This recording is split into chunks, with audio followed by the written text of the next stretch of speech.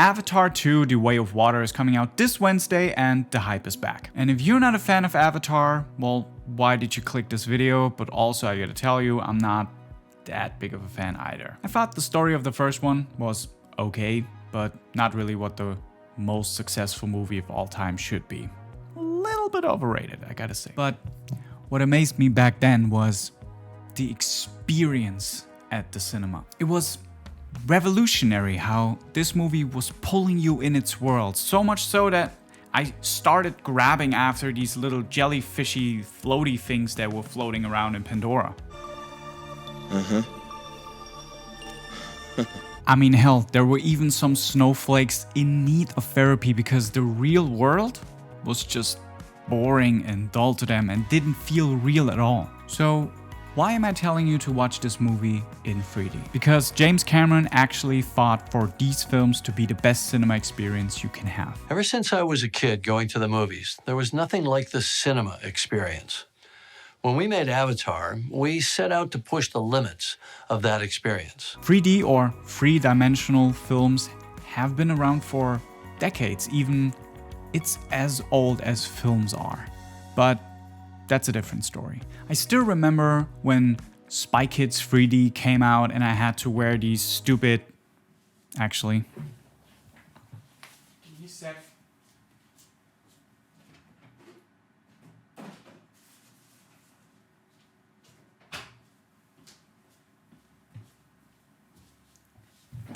Huh? Glasses, if they want to count it as glasses, because it's just a piece of paper, it's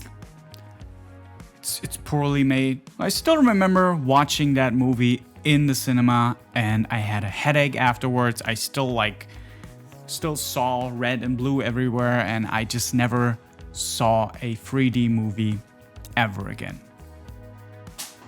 We never even got an email address. Actually, I never watched a single 3D movie until the first Avatar came into cinemas. And the reason this 3D felt different than the other one was, well, first of all, you had normal glasses on, but also they had a different technique filming this movie. The cameras looked like a double-barreled shotgun using two different lenses at the same time. They were much bigger and heavier, of course, and more expensive, but they produced a much better 3D image, which made the whole movie three-dimensional. You might have seen other movies though, where there's just some special effect piece just flying at you once or twice during the film, but they still charged you full 3D price. Well, this is what they call fake 3D.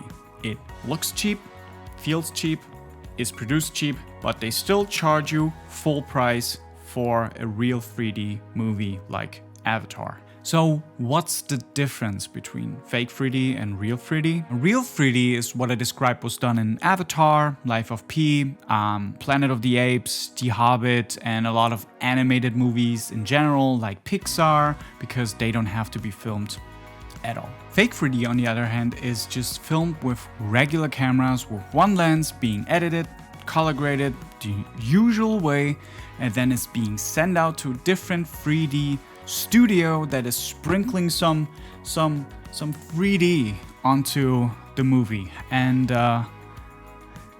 that's usually last minute.